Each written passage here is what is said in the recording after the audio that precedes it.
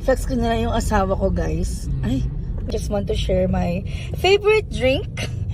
This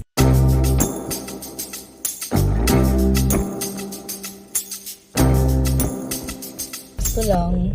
So, I'm not, it's not a promotion, guys. Pero I just want to share my favorite drink. This is coffee tea. Bali, nagkaroon yung order dito sa branch ng Sabang, particularly. Sabang Dasmariñas. Bali, ang sarap talaga ng coffee tea nila sa iced coffee. So, sa mga taga Dasma Sabang dyan, guys, kung gusto nyo na i-try, so malapit to sa Kinyang na na school. Bali, ito in order ko ngayon. Iced coffee, chocolate, cafe latte. Yan, iced coffee, chocolate, cafe latte. So, large in order ko.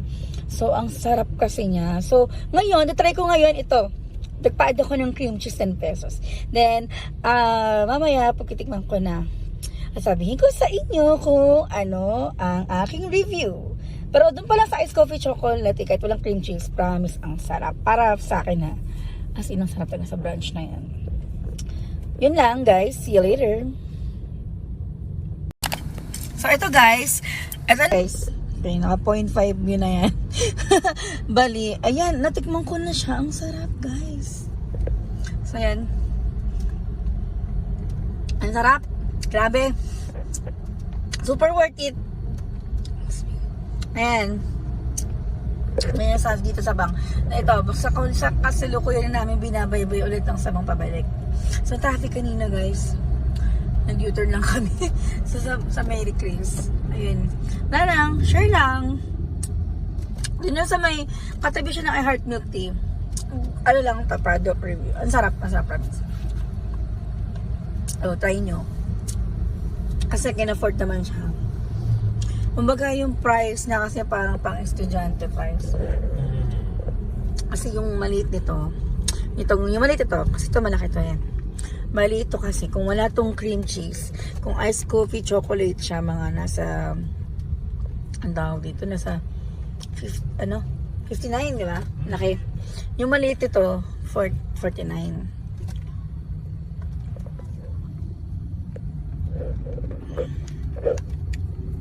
Ang sarap talaga ng itong aking coffee tea, guys. Bali, kung product review, ano sa talaga? Kasi actually, before, hindi talaga ako mahilig sa iced coffee, guys. Diba, habi? Hindi ako mahilig sa iced coffee. Bali, ang hilig ko kasi is yung milk tea, ganyan. Kasi way back before, actually, hindi na ako mahilig sa milk tea dati. Nakilala ko na yung milk tea dahil sa best friend ko. Nung nagkita, kasi ang tagal namin din nagkita. So, for the first time, nagkita kami sa, bali kasi high school best friend ko siya. Tapos nagkita kami sa MOA ng, siguro 2015 ba yun? 2015, mga ganun. Mga ganun siya, 2015 or 2014, ganyan, nagkita kami. Tapos, ang hilig daw niya sa milk tea. Bali, yun na lang, milk tea siya. Parang cocoa milk tea pa nga yata siya noon.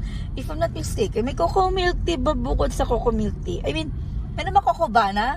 Ano na, guys? Comment down below kung meron. Basta parang cocoa milk tea siya doon sa Mawapay before.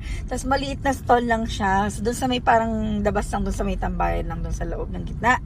Di ba parang kumbaga, kukonect ka sa isang building ng Mawa tapos isang building, di ba may gitna doon? Tapos yun, but doon ako nag-try na na sabi niya kasi masarap daw milk tea. Tapos bumili ako ng akin, syempre. Ang sarap pala, guys. Yun yung first time ko nag-try ng milk tea.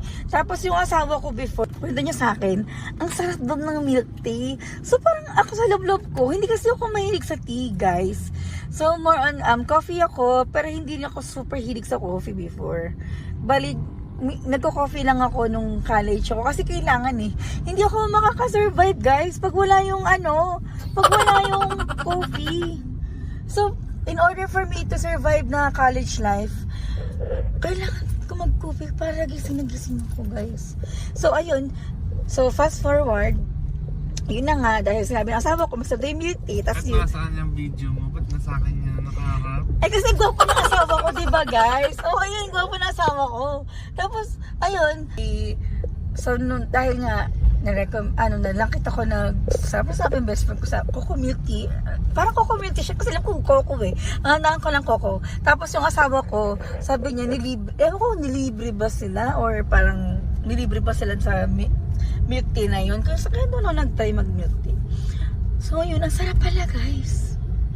Kaya ang sarap talaga. Basta doon ako mahilig talaga. So, moving forward, so,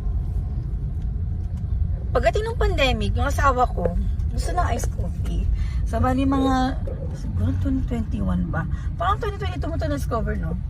Tapos 2022, sabi niya, try lang namin yun. Kasi dadaanin lang namin di ba guys? Dadaanin lang namin, hanggang sa ano. At dahil dun guys, see you on the next vlog. Hindi pa ako tapos na kwento. See you on the next vlog na agad, guys. Grabe naman. So, ayun. Doon ako mahilig sa bali ng 2022. Sabi niya, tatry daw niya. Okay, sige, try daw niya. Okay, ako, milk tea pa rin ako. Pero kung di milk tea, okay lang. Okay lang, so, okay na ako. Tapos mamaya, nakailang balik na kami. Sabi ko, sige na, patikim na nga ako. Ba't gusto mo yan? Kasi gulat ako, ang mura. Like, before 39 pesos pa lang kasi maliit. Tapos bumibili kasi siya nung 39 lang. Minsan 49 yung malaki na yun. So, masarap siya doon. Ay, ang mura kasi, di ba guys? Tapos, mas tinikman ko, ang sarap. Pati ito lang, sabi ko, kaya para naman pala gusto ni Habi ng ice coffee. So, that's my first time ako nang katikim ng ice coffee way back 2022 dahil yun sa doon sa coffee na yan. Yun, simula nun, milig din ako sa ice coffee. Tapos, ang sarap niya.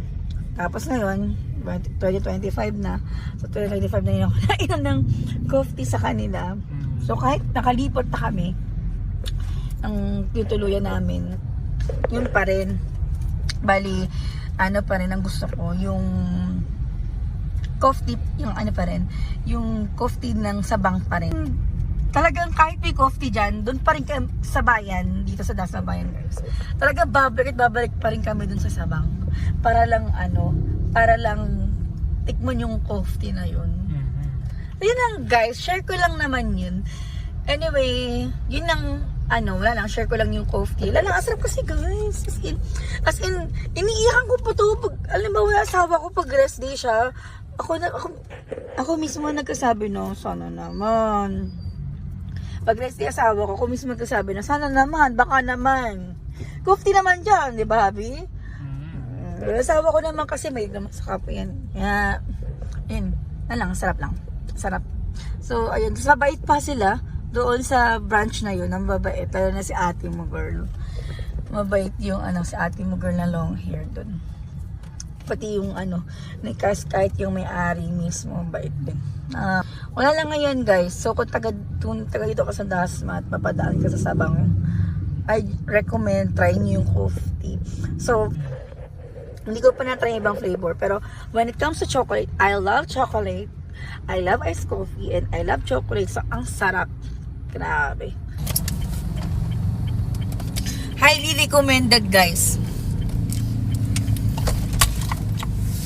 Yun lang, guys. Bye-bye. See you on the next vlog. Bye!